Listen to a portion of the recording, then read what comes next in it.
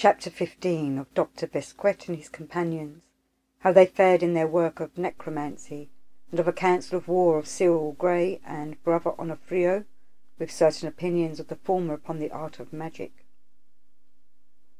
The Neapolitan winter had overpassed its common clemency, save for a touch of frost, kindly and wholesome, on a few nights. It had no frown or rigour.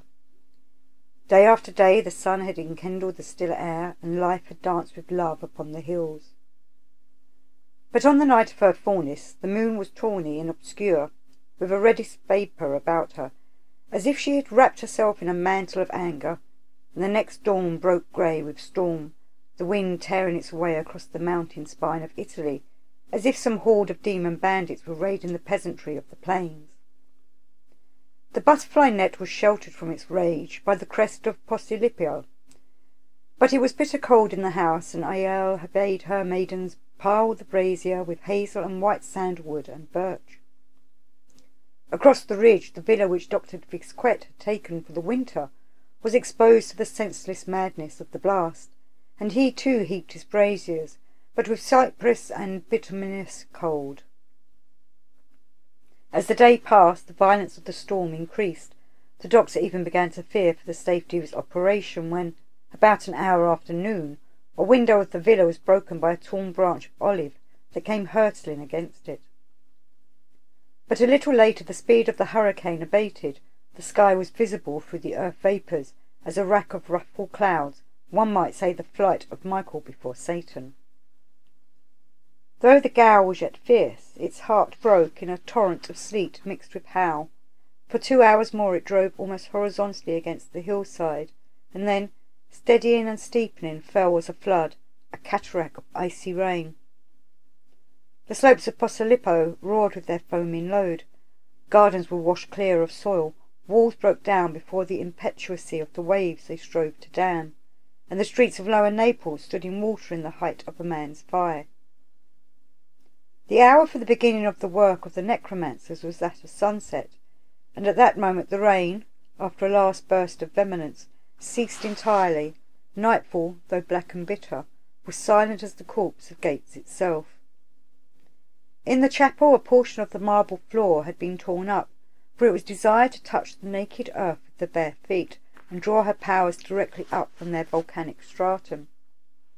This raw earth had been smeared with myrrh, brought from the swamps of the Maremma, and upon this sulphur had been sprinkled until it formed a thick layer.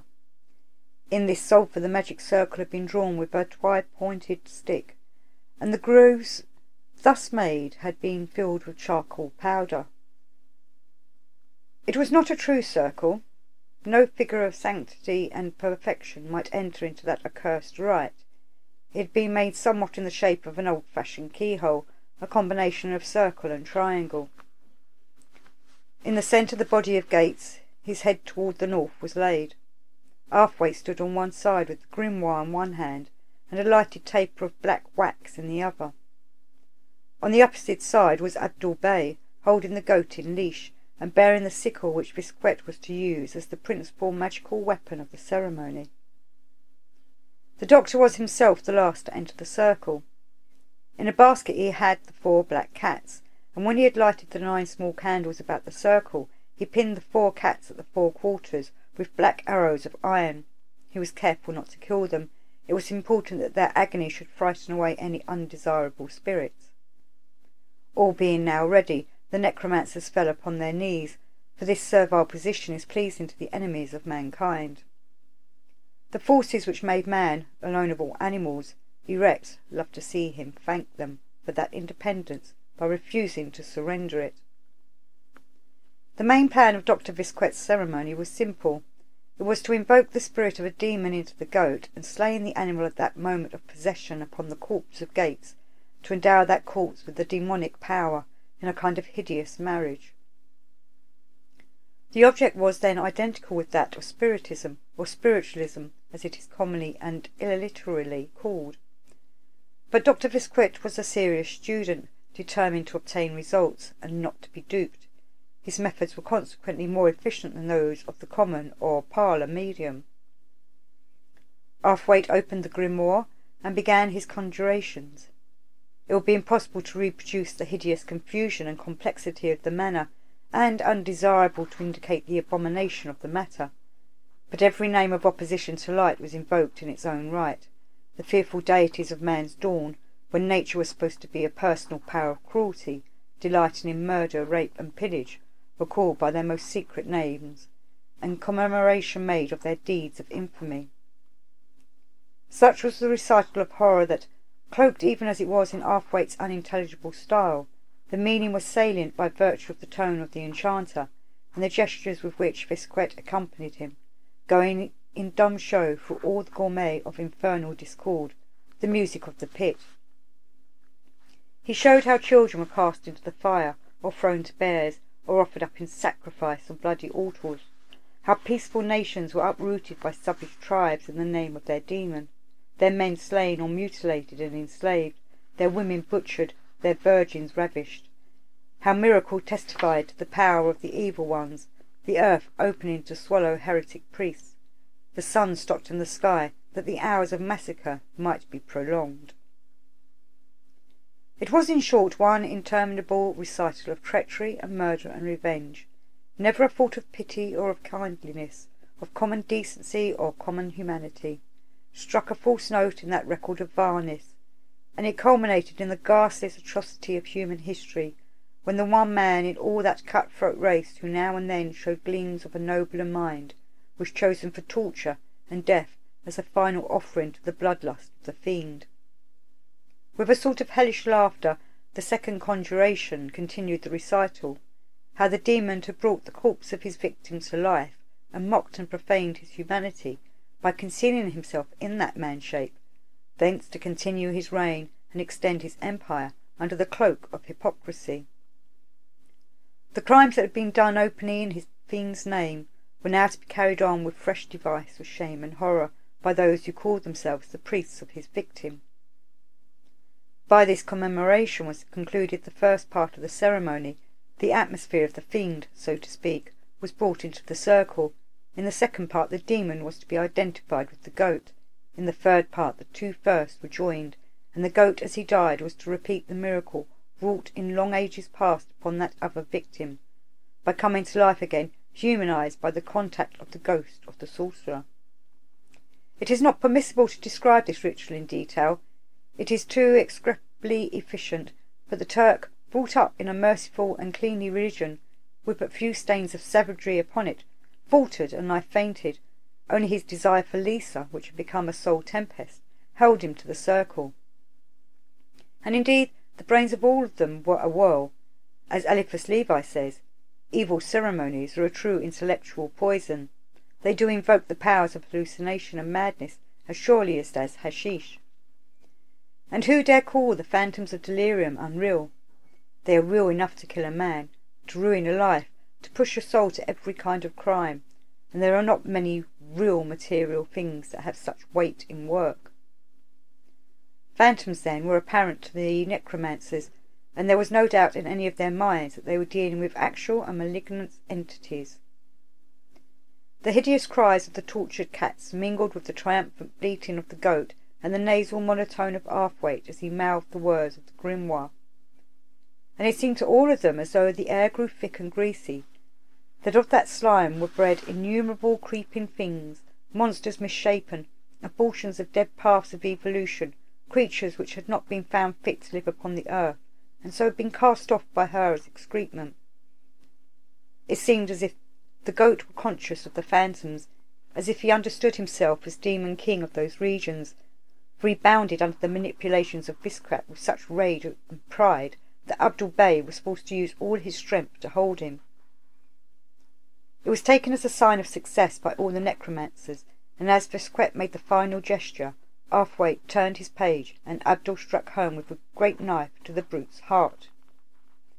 Now, as the blood stained their grave clothes, the hearts of the three sorcerers beat heavily.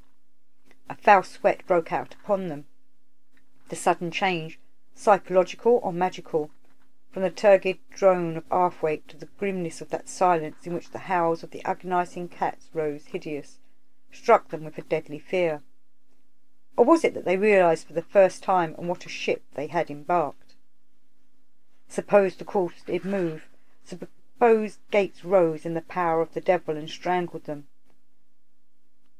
Their sweat ran down and mingled with the blood. The stench of the slain goat was horrible, and the body of Gates began decomposition. The sulphur, burning in little patches here and there, where a candle had fallen and kindled it, added the reek of hell to that of death. Abdul Bey, of a sudden, was taken deathly sick. At the end he pitched forward, prone upon the corpses. Biscuit brought him roughly back and administered a violent stimulant, which made him master of himself. Now Athwaite started the final conjuration. It could hardly be called language. It was like the jabber of a monkey house, and like the yells of 1,000 savages, and like the moaning of damned souls. Meanwhile Vesquet proceeded to the last stage of his task. With his knife he hacked off the goat's head and thrust it into a cavity slashed in the abdomen of the other body. Other parts of the goat he thrust into the mouth of Gates, while the obscene clamour of the cats mingled with the maniac howls of his colleague. And then the one thing happened which they none of them expected. Abdul Blay flung himself down upon the carcasses and began to tear them with his teeth and lap the blood with his tongue. Athwaite shrieked out in terror that the Turk had gone mad, but Visquet understood the truth. Abdul was the most sensitive of the party and the least developed. It was in him that the spirit of Gates, demon-inspired, would manifest. A few minutes of that scene, and then the Turk sat up. His face expressed the most extreme pleasure. It was the release of a soul from agony that showed itself, but he must have known that his time was short, for he spoke rapidly and earnestly, with febrile energy. And his words were commanding and convincing. Visquet had no doubt that they were in presence of knowledge vastly superior to anything that he had yet found. He wrote down the speech upon the tablets that he had prepared for the purpose. They are working by the moon towards the sun. Hecate will come to help you, attack from within, not from without. And a woman and a young man bring victory. All the powers are at your service, but they are stronger. Treachery shall save you. Abandon the direct attack, for even now you have called down your death upon you. Quick, snap the cord, conceal yourselves a while. Even so, you are nigh death. O haste, look yonder who is standing ready to smite. The voice dropped. Well was it for Vesquet that he kept his presence of mind. The necromancers looked round over their shoulders, and in the east was a little blue mist shaped like an egg. In the midst of it, standing upon 2 crocodiles, was the image of Brother Onofrio, smiling, with his finger upon his lips. Vesquet realized that he was in contact with a force 1,000 times greater than any at his disposal.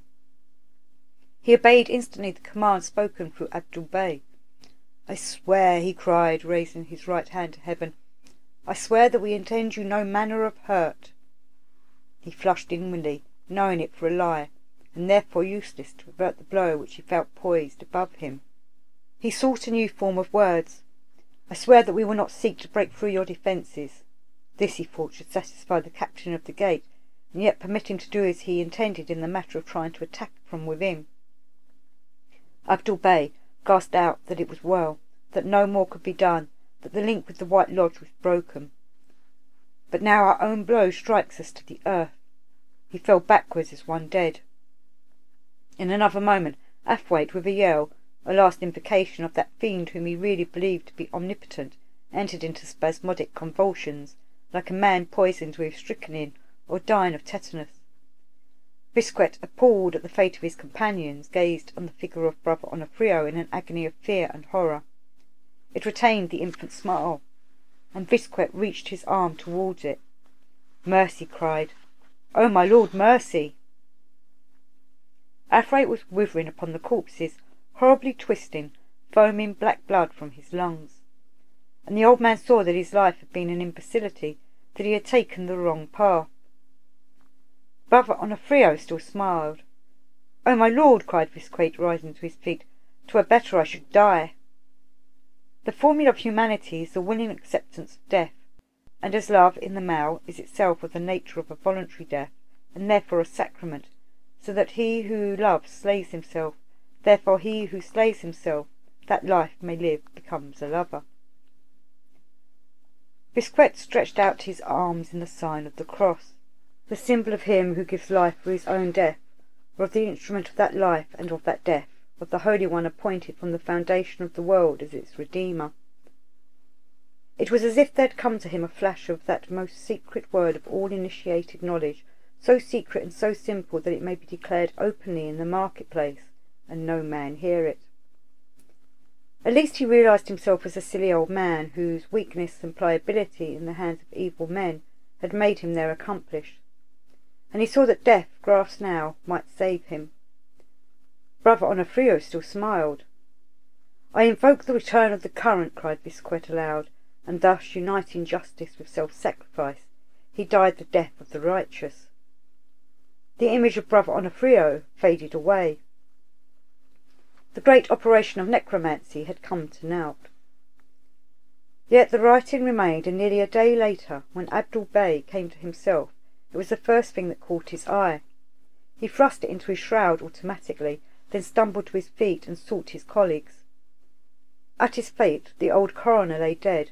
Athwaite, his convulsions terminated by exhaustion, approximating coma, lay with his head upon the carrion, his tongue lolling from his mouth, chewed to a bloody pulp. The Turk carried him from the chapel to the villa. His high connections made it easy for him to secure silent doctors to certify the death of Bisquet, and to attend to Athwaite, who passed from one convulsion to another at frequent intervals. It was almost a month before he could be considered out of danger, but a week after that he was his own man again.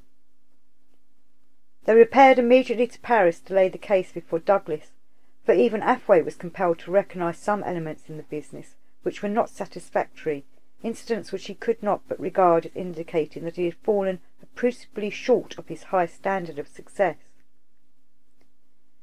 The day succeeding the exploit of the necromancers dawned gay and bright. The earth dried up again, but breathed refreshment. A light mist hung over the walled garden where Ayelal stood upon her terrace. The moon sank large and pale over the ocean as sunrise awoke the waves, and Ayelal, her vigil almost ended, prepared for the ceremony that ended her day. But no sooner had she gone to the care of her handmaidens than Cyril Grey came down the gardens with Brother Onofrio. Their arms were crossed upon their breasts in the stately fashion of the order, and Brother Onofrio's scarlet robe contrasted magnificently with the soft green silk of Brother Cyril's. In the eyes of the Italian was a passionate reverence for the younger but more gifted man, coupled with a human affection which was almost more than friendship. There was in it the devotion, selfish and unsleeping, which is only possible to those of immense singleness of heart. He understood that Brother Cyril was of finer mould than himself.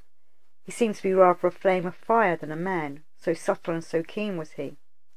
For in every talk, whenever he thought that he had sounded Cyril's guard, he suddenly found on the riposte that he had lost touch of his blade without knowing it.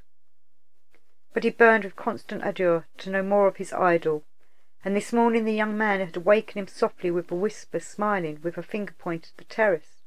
"Let's go over there, where the Chancellor of the Exchequer can't hear us."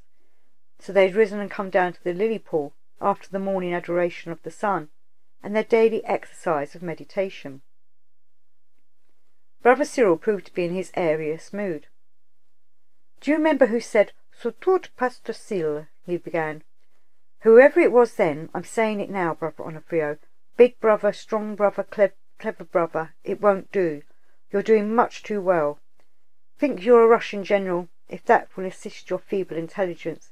But what you think doesn't matter, so long as you understand that to win too many victories is as bad as to eat toujours perdix.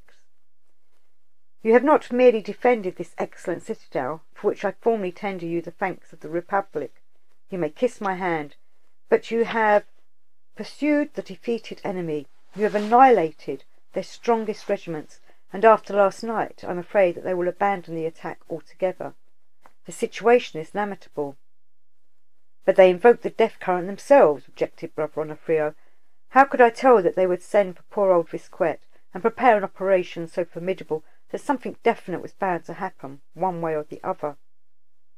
"But you failed to deal gently with the young man Gates." I know I'm liable to be carried away by a tarot divination, but he was himself attempting a magical murder. You can't work things except on their own plane. He who taketh the sword shall perish by the sword. I dare say you're right, but I'm terribly afraid you've scared the game.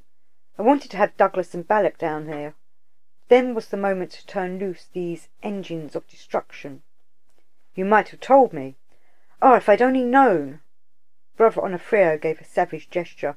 Once again he was being eluded. I only realised just now how fit and final were your labours, and now we're going to eat our hearts out in enervating peace and Capian luxury. Alas, think of the fate of Hannibal and of Napoleon. Always the same story, too much victory. Brother Onofrio bounded again in his amazement. Peace, luxury, he cried. Haven't we got the great experiment? Have we? Sighed Cyril languidly. Isn't the crisis in a month? There are 12 months in a year. Brother Onofrio rose in indignation. He hated to be played with in this manner. He could see no point in the jest, if it were one, or excuse for the rudeness in the alternative. Sit down, said Cyril dreamily. You say yourself the crisis is not for a month.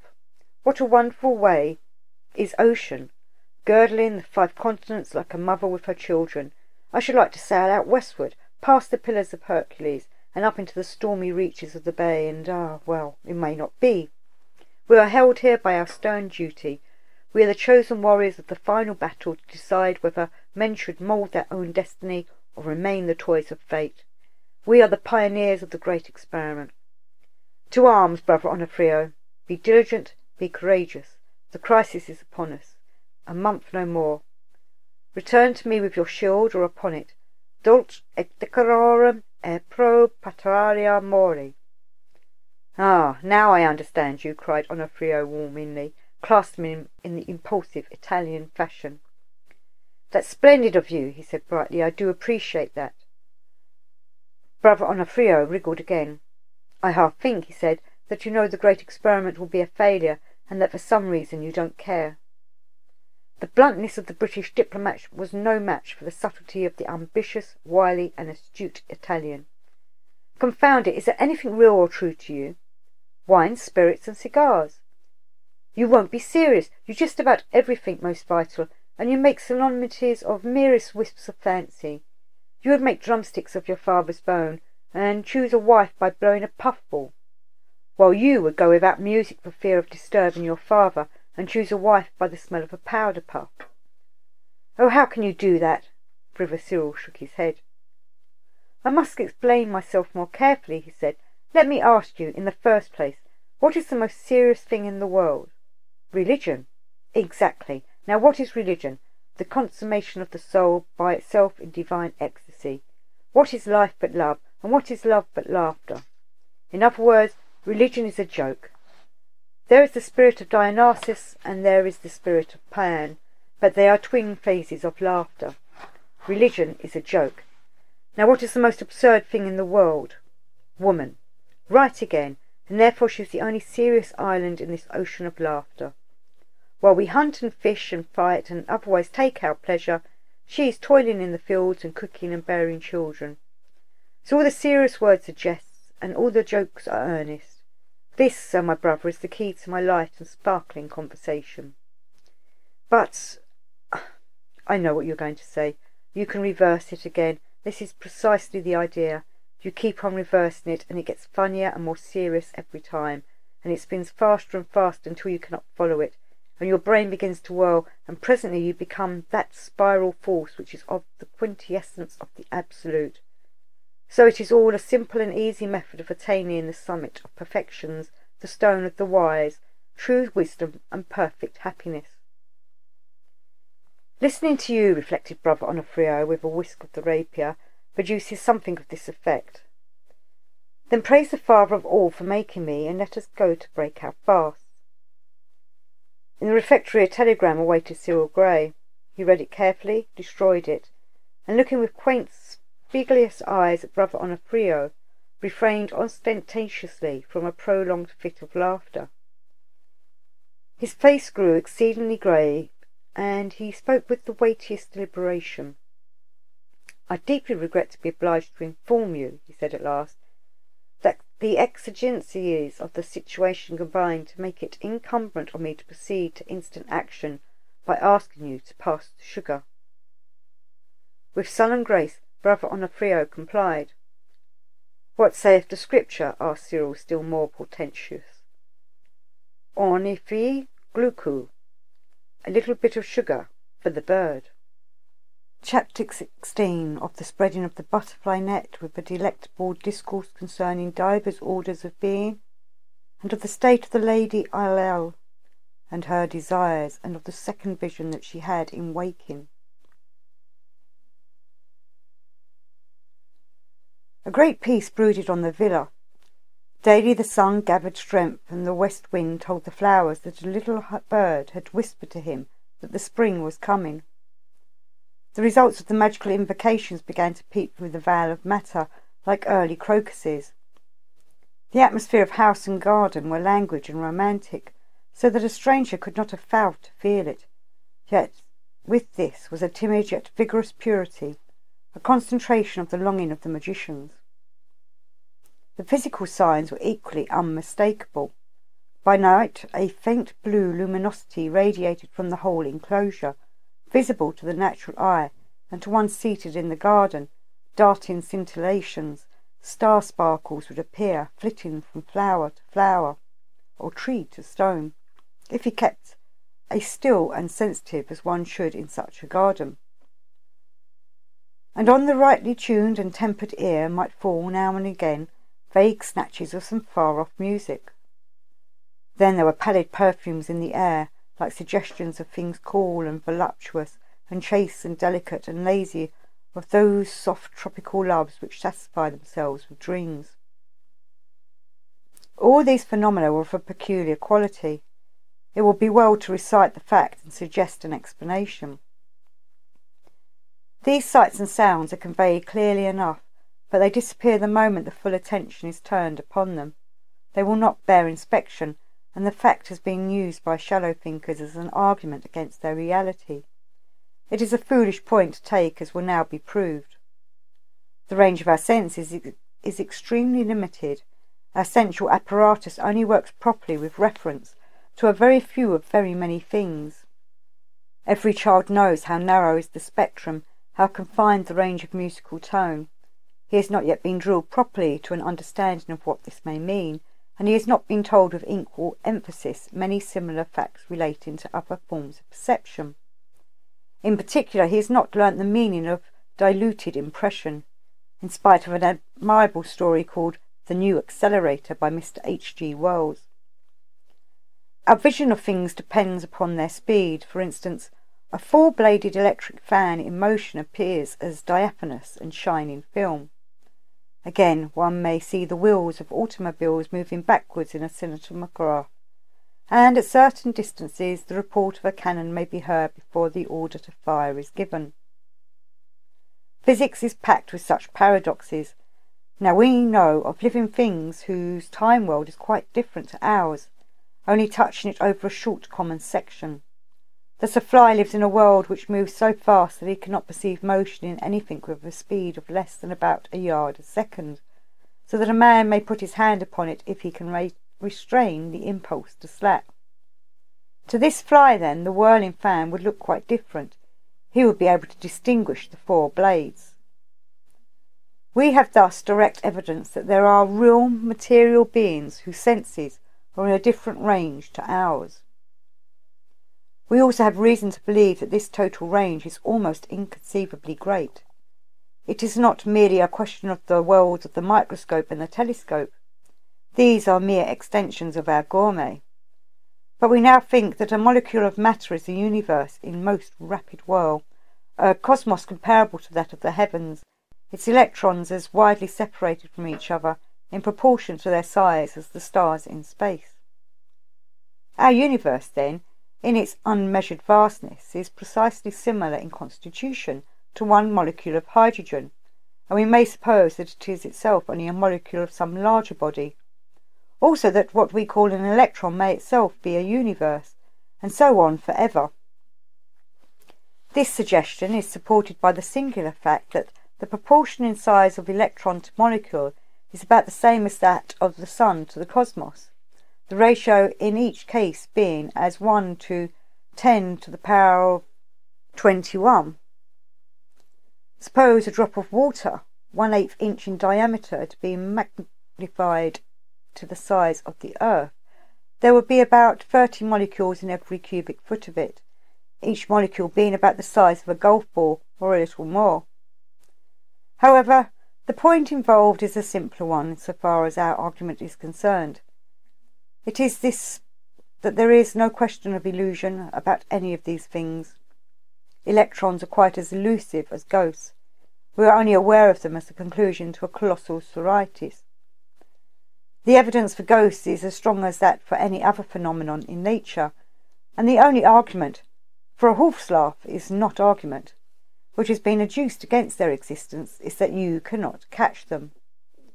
But just as one can catch the fly by accommodating oneself to the conditions of its world, one might conceivably catch the ghost by conforming with its conditions.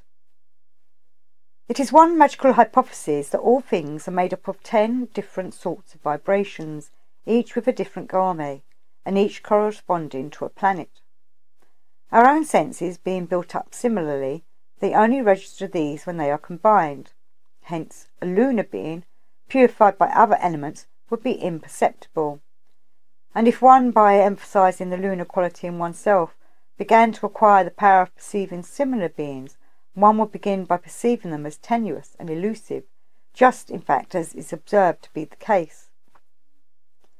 We are therefore justified in regarding the phenomena of the magicians as in all respects real in the same sense as our own bodies, and all doubt on the subject is removed by consideration of the fact, to which all magicians testify, that these phenomena can be produced at will by using proper means. It is no criticism to reply that it should be possible to show them in the laboratory, because laboratory conditions happen not to suit their production. One does not doubt the reality of electrical phenomena either, because electricity is not perceptible directly by any of the senses, or because its ultimate nature is unknown, or because the electrician refuses to comply with your test conditions by his irrational and evidently felonious habit of insulating his wires. So far as ILL was concerned, the result of the operation was almost too evident. Simon If might have thought that things were being overdone, for she had become extremely fat, her skin was of a white and heavy pallor, her eyes were almost closed by their perpetual droop, her habit of life had become infinitely sensuous and languid. When she rose from recumbency she lolled rather than walked. Her lassitude was such that she hardly cared to feed herself, yet she managed to consume 5 or 6 times the normal dietary. She seemed always half asleep. A cradle shaped like a canoe had been arranged for her on the terrace of the Moon, and most of her waking hours were spent there drinking milk and munching creams flavoured with angelica. Her soul seemed utterly attracted to the Moon. She held out her body to it like an offering.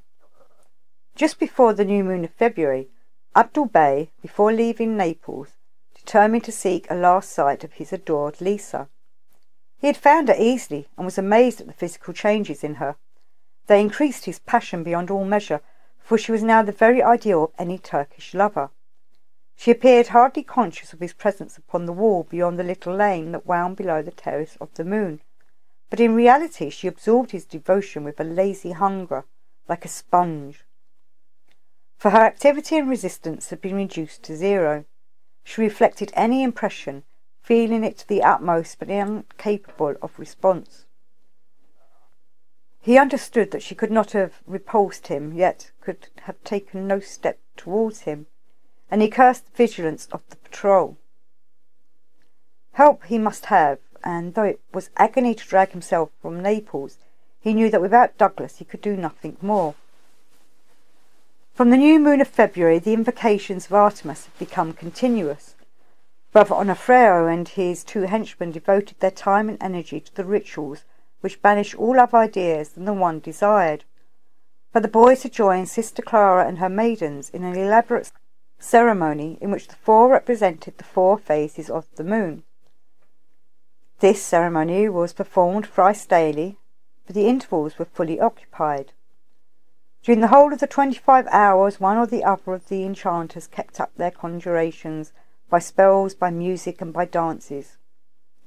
Every day witnessed some new phenomenon, ever more vivid and persistent as the immanence of the lunar world increased, and as the natures of the celebrants became more and more capable of appreciating these sylvan vibrations. Cyril Grey alone took no active part. He represented the solar force, the final energy creatrix of all subordinate orbs. His work had been done when he had set the system in motion. But since Brother Onofrio represented so active a force as Mars, he made himself a silent partner to the Italian, and elasticity to buffer the reactions of his eminence. Thus he became a shadow to the warrior, giving him the graceful ease which was the due reward of fatigues so exhausting as were involved in the keeping of the circle. For the labour of banishing became daily more arduous. The preponderance of lunar force within the circle created a high potential. All the other forces of nature wished to enter and redress the balance. It is the same effect as would be seen were one to plunge a globe full of water beneath the sea and gradually withdraw the water from the globe. The strain upon the surface of the globe would constantly increase. It may be remarked in parentheses that the laws of magic are always exactly like those of the other natural forces. All that magic lacks to put it on a footing with hydrostatistics or electricity is a method of quantitative estimation. The qualitative work is admirably accomplished. The moon was waxen beyond her first phase. She set well after midnight. The nights were yet cold, but Aelel's cradle had been made like a nest in cloudland with a fleece of camels, but they are sacred to the moon, and she was covered with a quilt of silver fox. Thus she could lie in the open without discomfort, and yearn towards her goddess as she moved majestically across heaven. Now that the climax of the experiment was upon her, the exaltation of wonder seized her wholly. She was in precisely the state necessary to the magical plan. She remained in a continuous reverie of longing and expectancy for the marvel which was to come to her. It was now the night of the full moon. She rose over the crest of Posillipo soon after sunset, and Aelel greeted her from her cradle on the terrace with a hushed song of adoration. She was more languid than ever before that night. It seemed to her as if her body were altogether too heavy for her.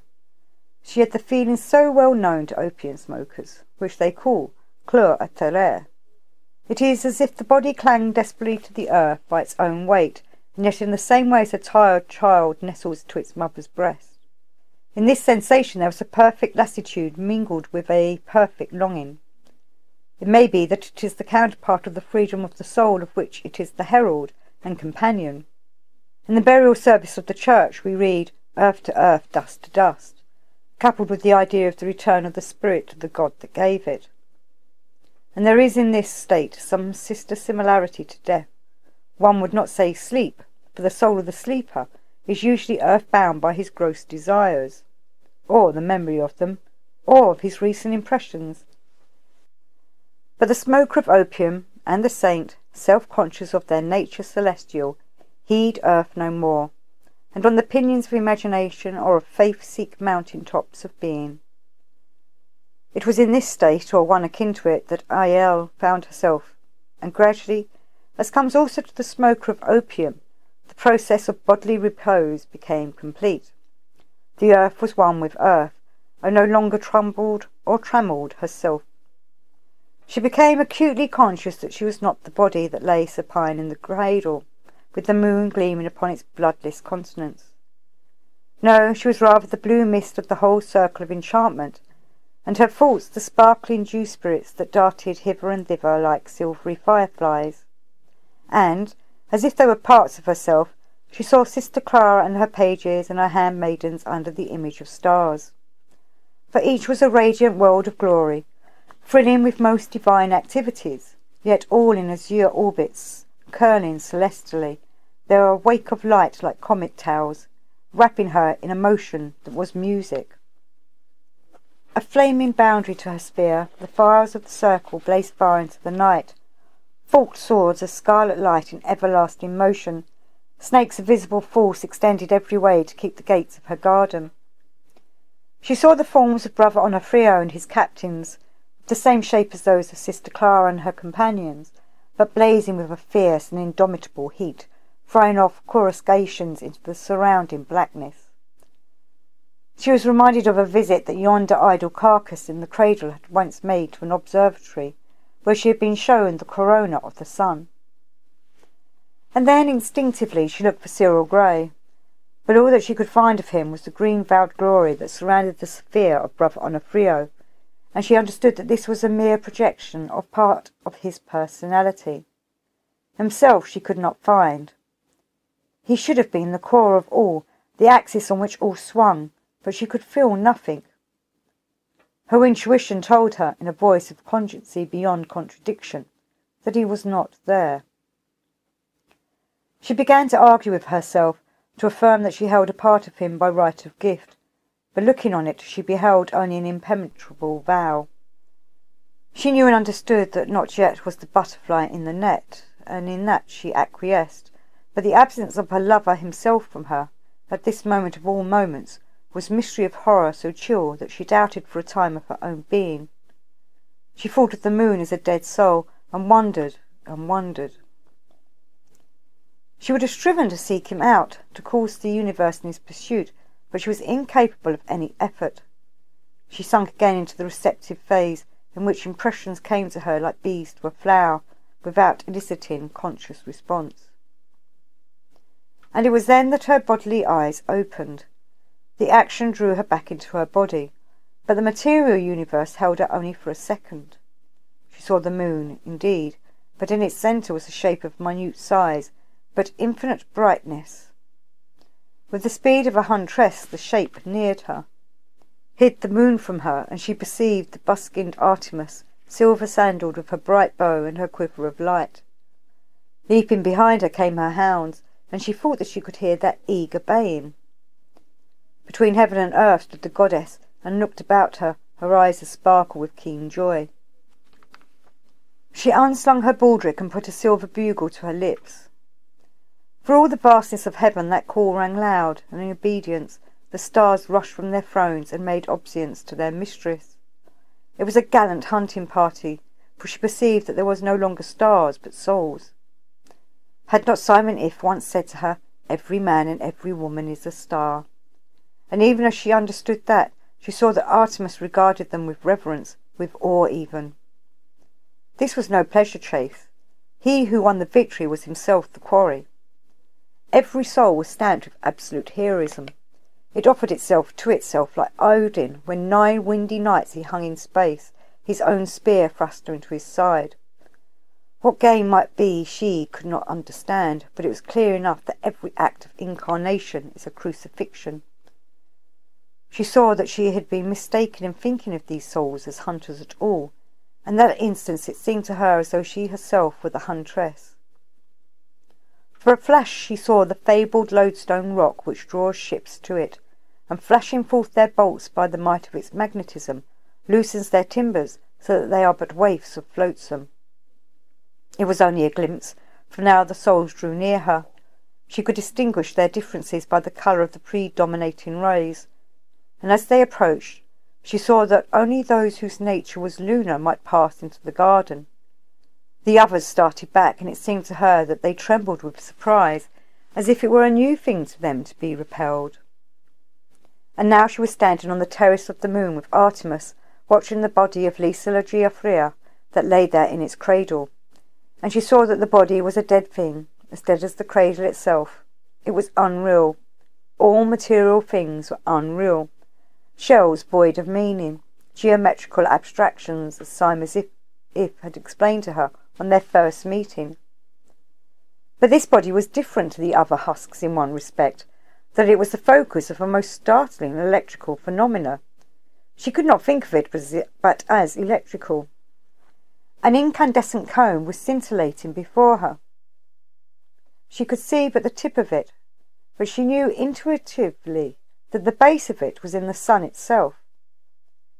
About this cone played curious figures, dancers wreathed with vine leaves, having all sorts of images in their hands, like toys, houses and dolls, and ships and fields and woods, little soldiers in their uniforms, little lawyers in their wigs and gowns, an innumerable multitude of replicas of everyday things. And Ael watched the souls as they came into the glow of the cone. They took human shape, and she was amazed to see among them the faces of many of the great men of the race. There was one very curious feature about the space in which this vision took place. This, that innumerable beings could occupy it at once. Yet each one remained distinct from all the rest as the attention happened to focus it. But it was no question of dissolving views, for each soul was present equally all the time. With most of the faces there was little attachment, scarce more than a vague wrath of a mist that swirled purposely about them. Some, however, were more developed, and it seemed as if more or less definite shapes had been formulated by them as adjuncts to their original personalities. When it came to such men as Ael remembered through history, there was already a symbolic or pictorial representation of the nature of the man, and of the trend of his life about him. She could see the unhappy Maximilian, once Emperor of Mexico, a frail thing struggling in an environment far too intense for him. He was stifled in his own web, and seemed afraid either to stay where he was or an attempt to approach the cone. Less hampered, but almost equally the prey of hideous vacillation, lack of decision, was General Boulanger, whose white horse charged and again through space towards the cone, only to be caught up each time by the quick, nervous snatch at his rein. Next to him, a gracious, girly figure was the centre of sparkling waves of music, many-hued, for one could see that they were not issuing from her, but only through her. A man of short stature, with a pale face, stood before her, very similar in the character of his radiations, but they were colder and duller and less clear and energetic. And now all gave way to a most enigmatic figure. It was an insignificant face and form, but the attributions of him filled all heaven. In his sphere was primarily a mist which Ael instinctively recognised as malarious, and she got an impression rather than a vision of an immense muddy river rushing through swamps. And then she saw that from this man's brain issued phantoms like pigeons. They were neither Red Indians nor Israelites, yet they had something of each in their bearing. And these poured like smoke from the head of this little man. In his hand was a book, and he held it over his head, and the book itself was guarded by an angelic figure whose face was extraordinarily stern and unbeautiful, but who scattered with wide hands the wealth of life, children and corn and gold. And behind all these things was a great multitude, and about them were the symbolic forms of exile and death and every persecution, and the hideous laughter of triumphant enemies. All this seemed to weigh heavily upon the little man that had created it. Eliel thought that he was seeking incarnation for the sake of its forgetfulness, yet the light in his eyes was so pure and noble and magnetic that it might have been that he saw in a new birth the chance to repair his error. And now her attention was drawn to a yet nobler and still more fantastic form. It was a kingly figure, and his eyes blazed bright with an enthusiasm that was tinged almost with madness. His creations, like those of the last scene, were something vague and unsubstantial. They lacked clear draftsmanship, but they made up for this by their extravagance and brilliance. It was a gorgeous play of dream, yet Eliel could see that it was only dream. Last of this company came a woman, proud, melancholy, and sweet. Her face was noble and intelligent, but there was a red line about her throat, and the eyes were suffused with horror, and about her heaved rolling mists of blood, and then the greatest pageant spread its peacockery. In this great group not only the men, but all their spheres were clean-cut and radiant, for here was direct creation, no longer the derivative play of fancy upon existing themes. And first came one with branded and ensangrened brow, a mighty figure, although suffering from a deformity of 1 foot, virile, Herculean, intense, but a fierce sadness upon him. He came with a rush and roar as of many waters, and about him were a great company of men and women, almost as real as he was himself. And the waves, which Iliel recognised as music, surged about him. A stormy sea, and there were lightnings and thunders and desolations. Behind him came another not unlike him, but with less vehemence, and instead of music were soft rays of light, rosy and harmonious, and his arms were folded upon his heart and his head bowed. It was clear that he understood his act as a sacrament. Then came a strange paradox of a man, utter violence and extreme gentleness, a man at war within himself, and in his ecstasy of rage he peopled space with thousands of bright and vigorous phantasms. They were more real than those of all the others, for he fed them constantly with his own blood, stern savagery and lofty genius, hideous cruelty and meanness inexplicable, beauty and madness and holiness and loving kindness. These followed him, crying aloud with the exaltation and the passion of their fullness of life. Close upon him came one who was all music, fierce, wild, mystical, and most melancholy. The waves of his music were like pines in the vast forest, and like the undulations of frozen steppes, but his own face was full of a calm glory touched with pity. Behind him, frowning, came a hectic ape-like dwarf, but in his train were many people of all climes, soft Indians, fierce Malays, and Panthans, and Sikhs, proud Normans, humble Saxons, and many a frail figure of woman. These were too self-assertive, Iliel thought, to be as real as those of the other man, and the figure himself restrained even in his pride. Now came a marvellous person, almost a god, she thought, for about him were a multitude of bones that built themselves up constantly into the loveliest living forms, that changed from one into another, ever increasing in stature and in glory. And in his broad brow she read the knowledge of the unity of things, and in these eyes the joy unspeakable which that knowledge gives. Yet they were insatiable as death itself. She could see that every ounce of the man's giant strength was strained towards some new attainment. And now came another of the sons of music, but this man's waves were fiery flames like snakes contorted, and terrible. It seemed to Iliel as if all heaven were torn asunder by those pangs. Wave strove with wave, and the battle was eaten up by fresh swords of fire that burst from him, as he waved onwards those battalions to fresh wrath. These waves, moreover, were peopled with immense and tragic figures. Iliel thought that she could recognise Electra and Salome, daughter of Herodus.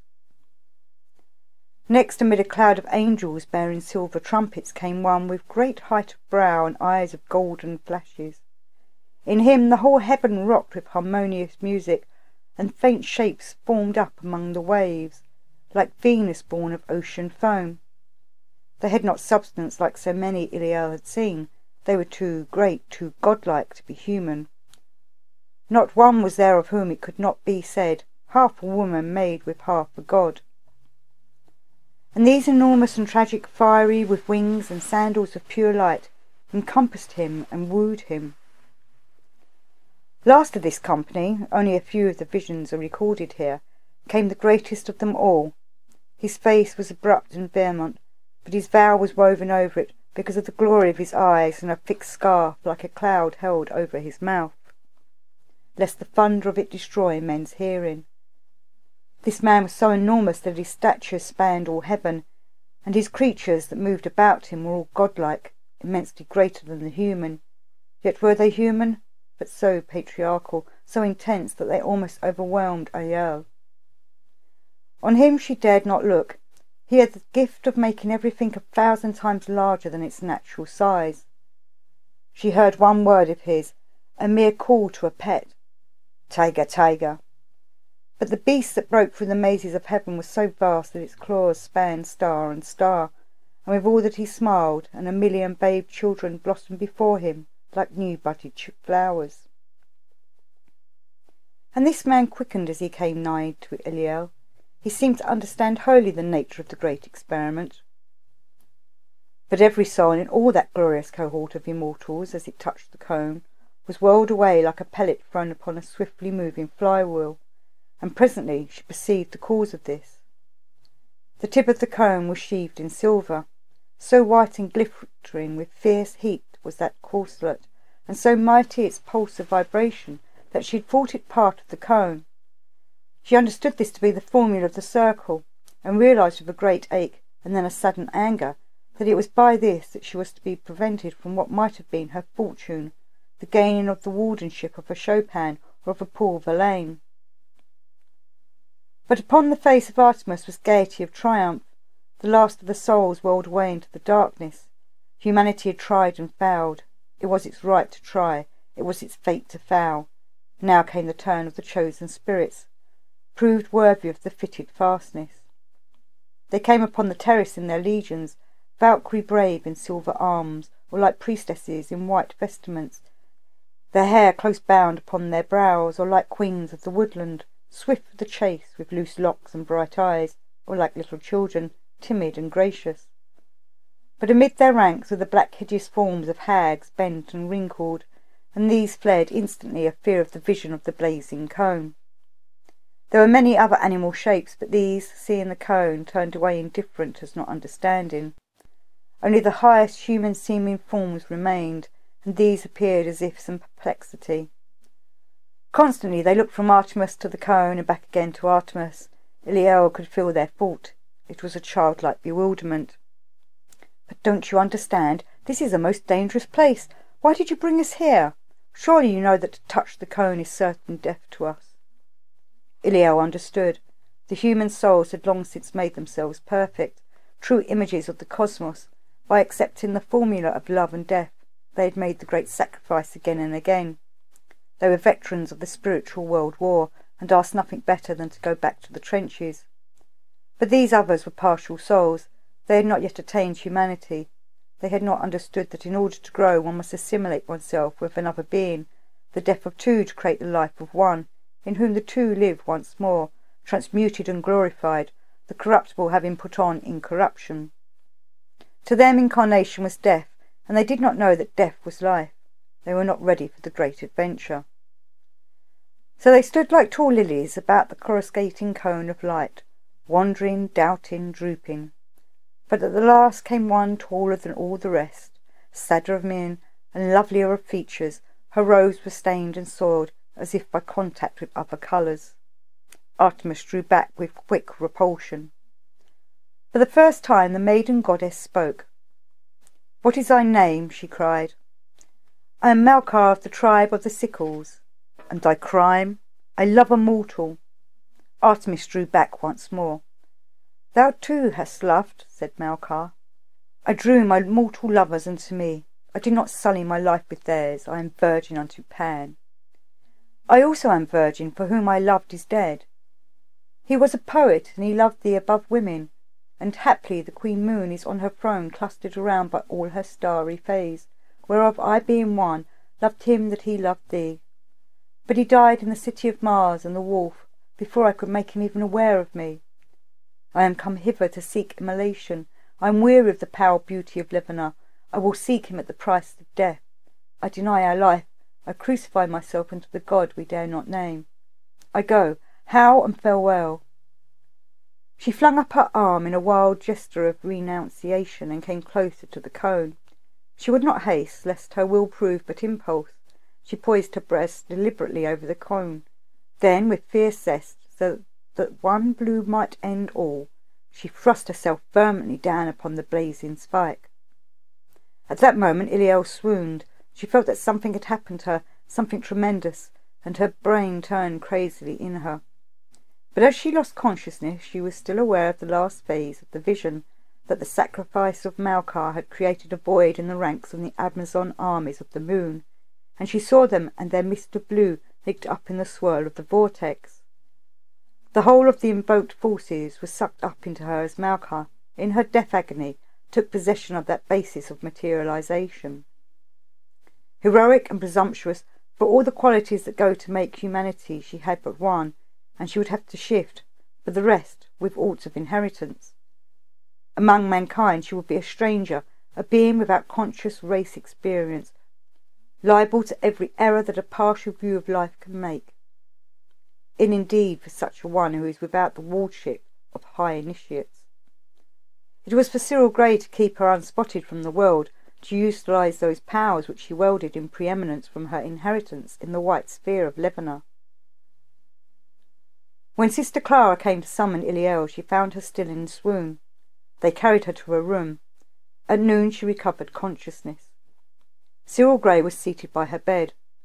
To her surprise, he was dressed in mundane attire, an elegant lounge suit of lavender. "Have you seen the papers?" he cried gaily. Neapolitan entomologists capture rare butterfly, genus Shedbarshamov sharafananan, species Malka b farashishim, var rokov ha shalalim. "Don't talk nonsense, Cyril," she said lazily, a little uncertain whether this unexpected apparition was not a dream. "Perfect sense, I assure you, my child. The trick is turned. We have caught our butterfly." "Yes, yes," she murmured, "but how did you know?" "Why, use your eyes," he cried. "Use your, I should say your sensory organs. Look." He waved at the window, and Iliel idly followed with her eyes. There could be no mistake. The garden was normal. Every vestige of magical force had disappeared. "Couldn't have gone better," he said. "We don't know where we're going, but we know we're on the way. And whatever we've got it." Suddenly her mind ran back to her vision. "Where were you last night, Cyril?" He looked at her for a moment before replying. "I was where I always am," he said slowly. "I looked for you all over the house and the garden." "Ah, you should have sought me in the house of my father." "Your father?" "Colonel Sir Grant Ponsonby Grey, KCMG, KCSI, GCIE, born in 1846 at the Round Tower, County Cork, educated Winchester and Balliol, Lieutenant Royal Artillery 1868, Indian Political Department 1873. In 1880 married Adelaide. Only death of the late Ronald Right Honourable Lord Ashley Lavelle. PC 1S Cyril St John QV Residence, The Round Tower, County Cork, Bartland Burrows, Wilts 93, Arlington Street, West Clubs, Carlton, Athenaeum, Travellers, Hemlock, etc. Amusements, hunting, talk, shop. "You dear incorrigible boy." He took her hand and kissed it. "And am I to see something of you now?" "Oh, we're all penny plain humans from now on. It's merely a question of defending you from the malice of Douglas and Co. A much simpler job than blocking out 9/10 of the universe. Apart from that, we are just a jolly set of friends. Only I see less of you than anyone else does, naturally." "Naturally?" "Yes, naturally. You have to be saved from all worry and annoyance. And if there's one thing in the world more annoying and worrying than a wife, it's a husband. With the others you have nothing to quarrel about, and if you try it on Brother Onofrio in particular, he simply sets in motion a deadly and hostile current of will by which you would fall slain or paralysed, as if blasted by the lightning flash. Clink! Iliel laughed, and then Sister Clara appeared with the rest of the garrison. The boys and maidens burdened with the means of breakfast, for this was a day of festival and triumph. But as he shook hands with her, Iliel discovered, with a shock, that she hated Brother Onofrio. And she hated Brother Onofrio because of his devotion to Cyril.